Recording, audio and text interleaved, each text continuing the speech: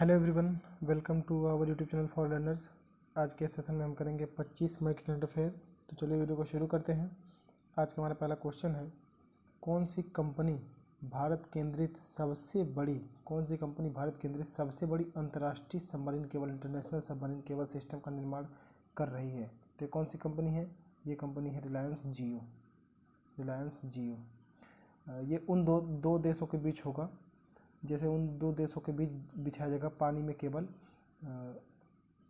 जो पानी के किनारे बसे हों।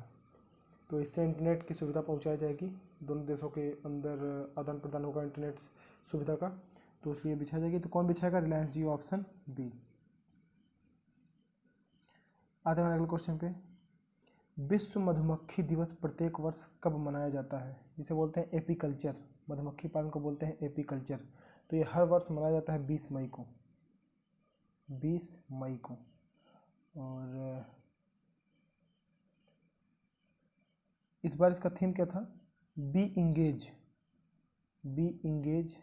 बिल्ड बैक बेटर फॉर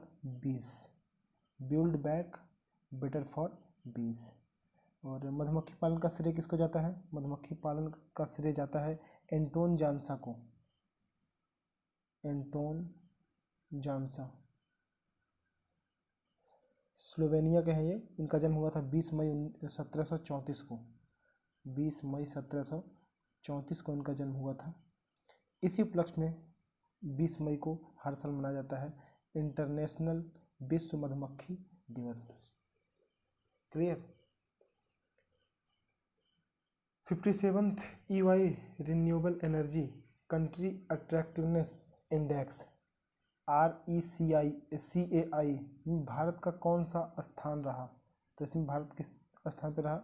इसमें भारत रहा तीसरे स्थान पे, ऑप्शन ए। और बात हो रही है एनर्जी की, तो हमारे अक्षय ऊर्जा मंत्री कौन है? अक्षय ऊर्जा मंत्री हैं RK सिंह। कंस्टिट्यूएंसी इनकी आरा, बिहार में जो कि पड़ता है आरा। और अक्षय ऊर्जा हम लोग का लक्ष्य क्या है 2022 तक? कितना है 2022 तक? हमारा लक्ष्य है अक्षय ऊर्जा का 175 गीगावाट। कौन सी भारतीय company soft bank group carp समर्थित SB एनर्जी होल्डिंग्स लिमिटेड को $3.5 बिलियन में खरीदने जा रही है? तो कौन सी कंपनी है? ये है अडानी ग्रीन एनर्जी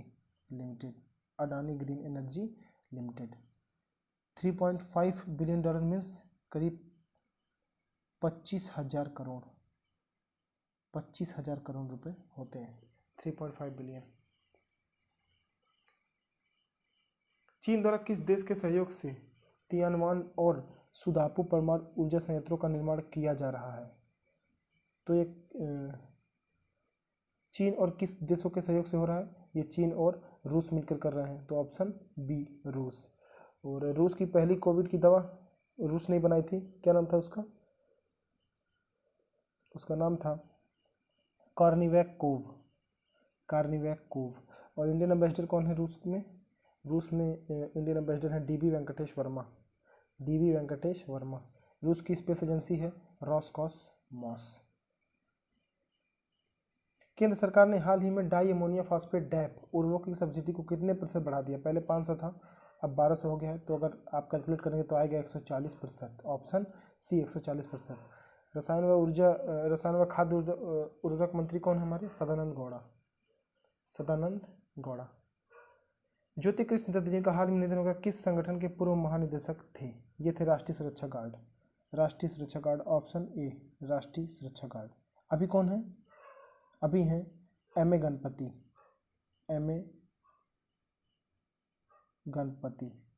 क्लियर?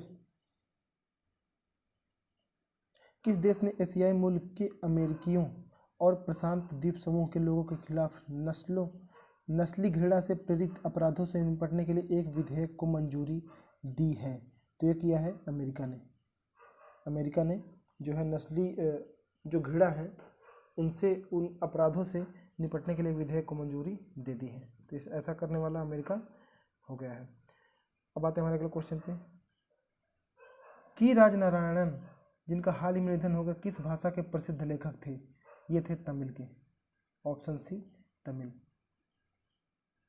किस देश में होने वाले एशिया कप T20 टूर्नामेंट को कोरोना वायरस के कारण अनिश्चित काल के लिए स्थगित कर दिया गया है? किस देश में होने वाले एशिया कप T20, तो किस देश में होने वाला था?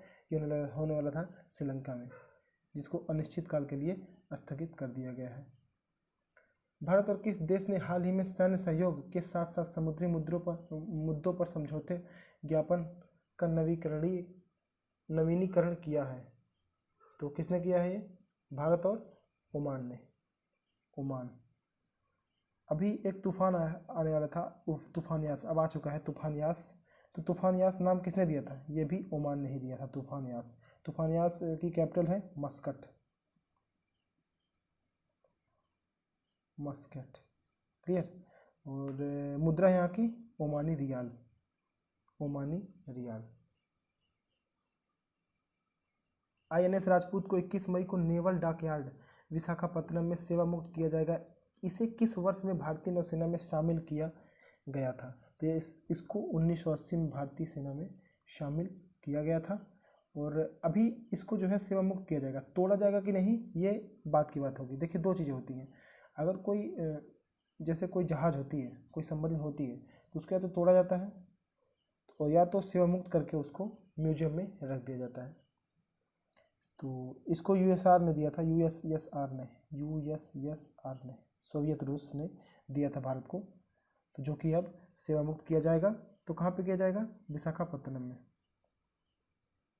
केंद्रीय कृषि और किसान कल्याण मंत्री श्री नरेंद्र सिंह तोमर ने, तो कौन है किसान कल्याण मंत्री और केंद्रीय कृषि और किसान कल्याण मंत्री? ये है नरेंद्र सिंह तोमर ने किस संस्थान में शहद परीक्षण प्रयोगशाला परियोजना शुरू की है?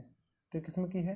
भारतीय कृषि अनुसंधान संस्थान पूषा, भारतीय कृषि अनुसंधान संस्थान, Indian agriculture research institute, clear.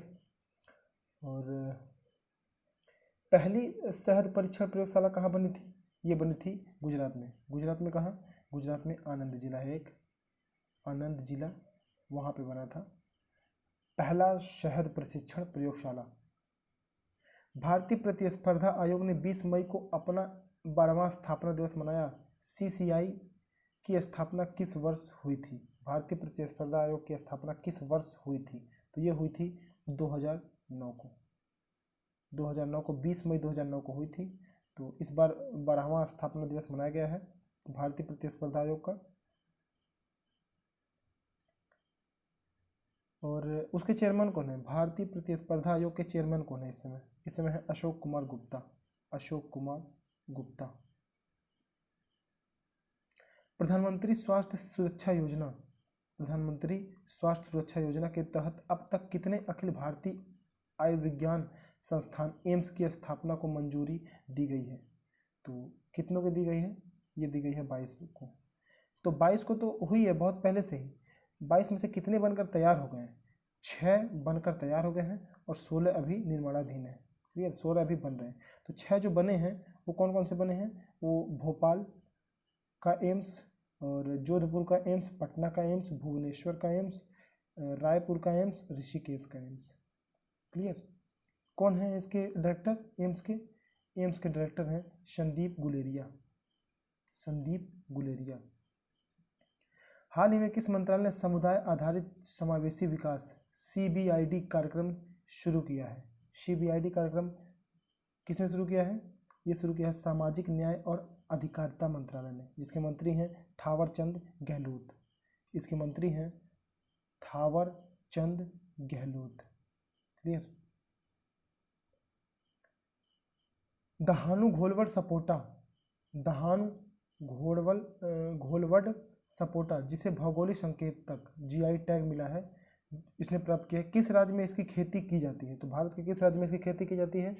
Maharashtra में, ऑप्शन बी महाराष्ट्र। और इसका निर्यात हम ब्रिटेन से कर रहे हैं इस समय। अगला क्वेश्चन ये है, आज का हमारा लास्ट क्वेश्चन।